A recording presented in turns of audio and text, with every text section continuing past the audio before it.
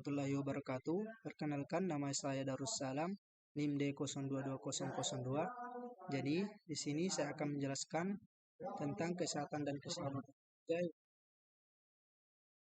di mana video ini saya buat untuk memenuhi tugas UTS dari dosen Ibu Asmawati, SSKOM, MPD, dosen mata kuliah K3.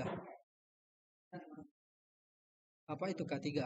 Keselamatan kerja adalah sebuah kondisi di mana para karyawan terlindungi dari cedera yang disebabkan oleh berbagai kecelakaan yang berhubungan dengan pekerjaan. Kesehatan kerja adalah sebuah kondisi di mana para karyawan terbebas dari berbagai penyakit fisik dan emosional yang disebabkan oleh pekerjaan. Jadi arti keselamatan dan kesehatan kerja atau K3 adalah melindungi keselamatan dan kesehatan para pekerja dalam menjalankan pekerjaannya dan upaya yang ada di tempat kerjanya. Tujuan K3: 1. Mencegah terjadinya kecelakaan. 2. Mencegah agar kecelakaan yang serupa tidak terulang kembali. Yang ketiga, menjamin pekerjaan dapat mengembangkan potensinya sesuai harkat dan martabatnya sebagai manusia. Prinsip K3: setiap pekerjaan bisa dilakukan dengan selamat. Selanjutnya, kecelakaan pasti ada sebabnya. Penyebab kecelakaan harus dicegah atau ditiadakan. Mengetahui pekerjaan yang akan dilakukan. Mengetahui langkah atau tahapan pekerjaan tersebut. Mengetahui bahaya dari pekerjaan yang dilakukan. Mengetahui cara mengendalikan bahaya-bahaya tersebut. Peraturan dan perundang-undangan terkait K3. Salah satu upaya dalam menanggulangi kecelakaan dan penyakit akibat kerja di tempat kerja adalah dengan penerapan peraturan perundangan dasar hukum, Undang-Undang 1945, Undang-Undang Nomor 14 Tahun 1969 tentang ketentuan mengenai tenaga kerja, Undang-Undang Nomor 1 Tahun 1970 tentang keselamatan kerja, Undang-Undang Nomor 23 Tahun 1992 tentang kesehatan, dan 3 Tahun 1990 Sosial Tenaga Kerja, Undang-Undang Nomor 18 Tahun 1999 tentang jasa konstruksi, Undang-Undang Nomor 28 Tahun 2002 tentang bangunan gedung, Undang-Undang Nomor 13 Tahun 2003 tentang Ketenagakerjaan, Undang-Undang 45 Pasal 27 Ayat 2, tiap-tiap warga negara berhak atas pekerjaan dan perlindungan rakyat. Kecelakaan. Apa itu kecelakaan kerja? Kecelakaan adalah suatu kejadian yang tidak dikehendaki dan tidak diduga semula yang dapat menimbulkan korban manusia ataupun harta dan benda. Kecelakaan kerja adalah kecelakaan yang terjadi berhubungan dengan hubungan kerja, termasuk penyakit yang timbul karena hubungan kerja. Demikian pula kecelakaan yang terjadi dalam perjalanan berangkat dari rumah menuju tempat kerja dan pulang ke rumah melalui jalan yang biasa atau wajar dilalui.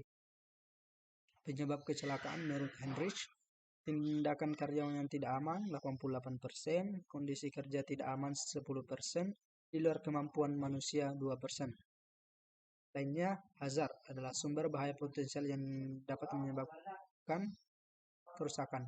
Harm adalah kerusakan atau bentuk kerugian berupa kematian, cedera, sakit fisik atau mental, kerusakan properti, kerugian produksi, kerusakan lingkungan, atau kombinasi dari kerugian tadi.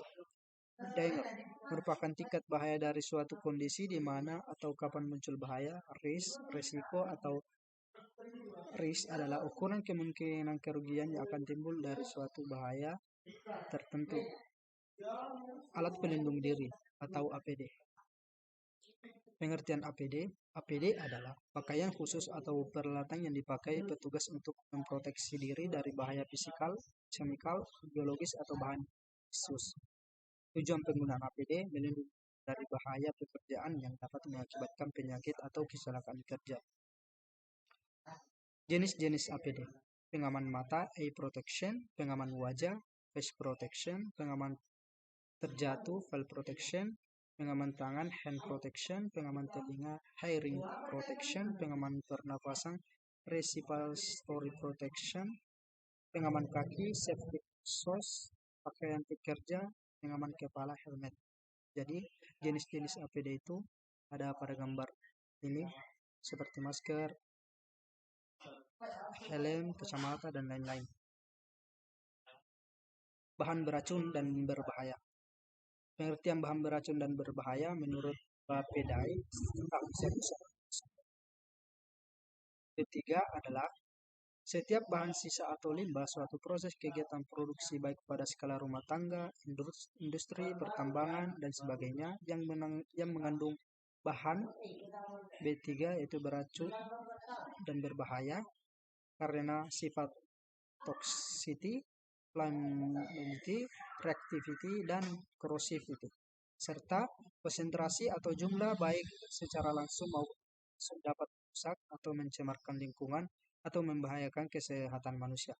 Berdasarkan Undang-Undang Nomor 32 Tahun 2009 tentang Perlindungan dan Pengelolaan Lingkungan Hidup, limbah bahan berbahaya dan beracun yang selanjutnya disebut B3 adalah sisa suatu usaha dan atau kegiatan yang mengandung B3.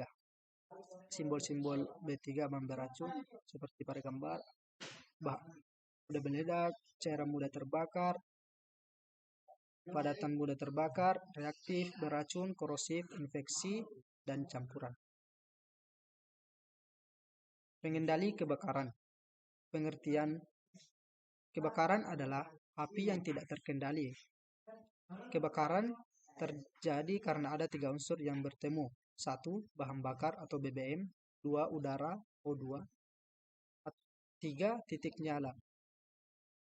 Kebakaran hanya terjadi jika ketiga unsur tersebut ergonomi. Pengertian ergonomi. Ergonomi yang artinya ergos kerja dan nomos hukum. Menurut website dan Wordside dan Ochorek tahun 1997 adalah kajian yang integral antara pekerja, pekerjaan, alat, tempat, dan lingkungan kerja, yaitu lingkungan di mana pekerja dapat melakukan pekerjaan. Antropometri. Antropometri berasal dari kata antro yang berarti manusia dan metri yang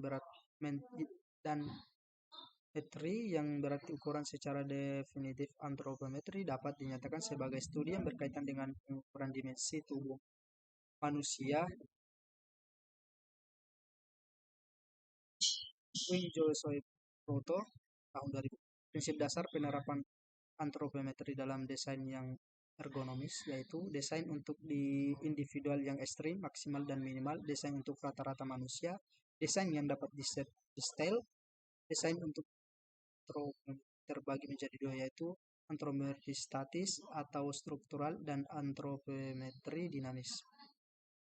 Prinsip dan penerapan ergonomi. Bentuk ukuran alat. 1. Bentuk dan ukuran alat serta fasilitas agar disesuaikan dengan bentuk dan ukuran tubuh tenaga kerja. 2. Menghindari konstruksi statis dapat mungkin tak melebihi 15% kekuatan maksimal. Faktor bahaya lingkungan kerja. Faktor fisik yang termasuk faktor fisik yaitu kebisingan, getaran cahaya magnetis, tekanan udara, dan iklim kerja. Faktor kimia selanjutnya yaitu faktor kimia, faktor biologi, faktor ergonomi, dan faktor psikologi. Jadi itulah dari saya dari pertemuan pertama hingga akhir. Lebih dan kurangnya mohon dimaafkan. Sekian dan terima kasih. Assalamualaikum warahmatullahi wabarakatuh.